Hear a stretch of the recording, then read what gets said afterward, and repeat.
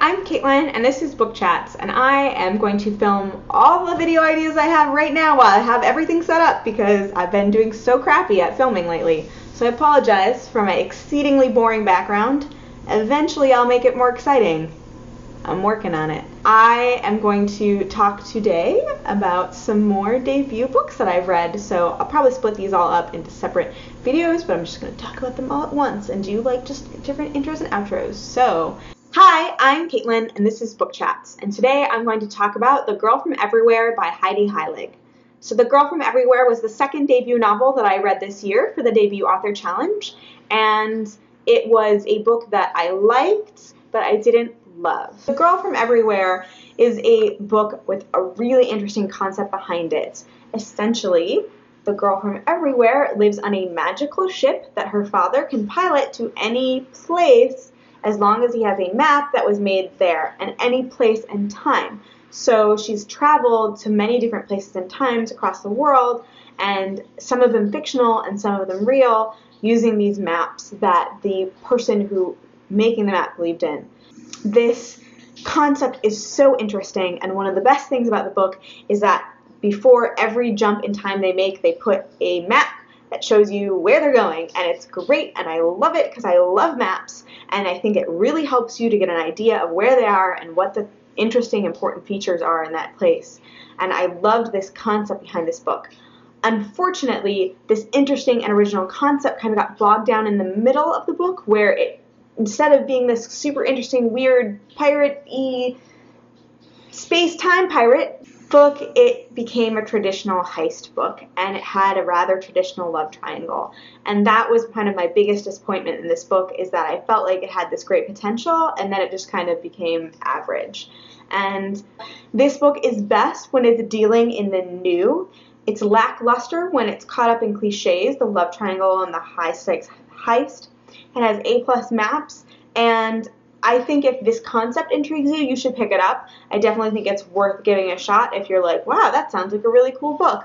But I think, like, 2, it's not so great that I'm, like, shoving it on everyone that I meet. I really loved one particular pairing, and I loved one particular character a lot, and so the love triangle really frustrated me because it felt like it was just an unnecessary impediment to the other kind of thing going on, and that character, I would have rather seen a friendship develop than like an ambiguous potential romantic thing. I also am kind of disappointed with the way that the love triangle ended.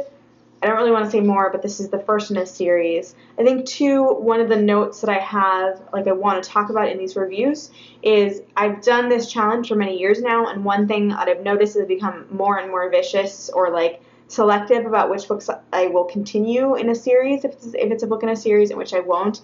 And I'm going to be really straightforward and honest with you guys. Although I think a lot of people who read this will enjoy it and will want to continue in the series, I personally have no desire to continue in the series. So this is the first book in a series, and I will not be continuing it. It didn't really capture my attention in a way that would make me want to do that. But in some, like, your mileage may vary, but I enjoyed the original concept, but found that it got bogged down in some things that were less original that I'd seen before, and ultimately the direction I felt the sequels were going in was not one that I was interested in.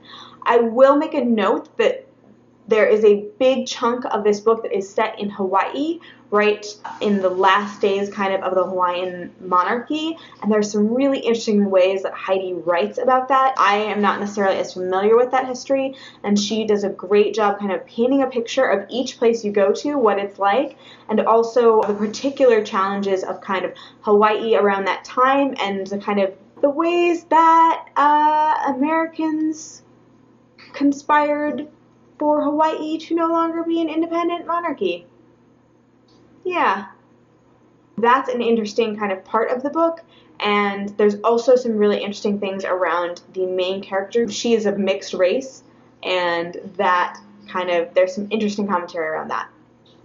So if those sound like interesting things to you, I encourage you to pick it up. Your mileage may vary, but just be aware that it's not all original and all interesting, in my opinion. So that was The Girl from Everywhere by Heidi Heilig. If you have read The Girl from Everywhere and your opinion differs from mine, or if you agree with me, let me know down below. Or if anything that I said in this review makes it sound like you do or don't want to read it, let me know. I would love to hear. If you want more personalized advice, let me know in the comments, and I will be like, yes, knowing your taste, I do or don't think you will like it, or, you know, no, I don't know you well enough to give you that advice. Something like that.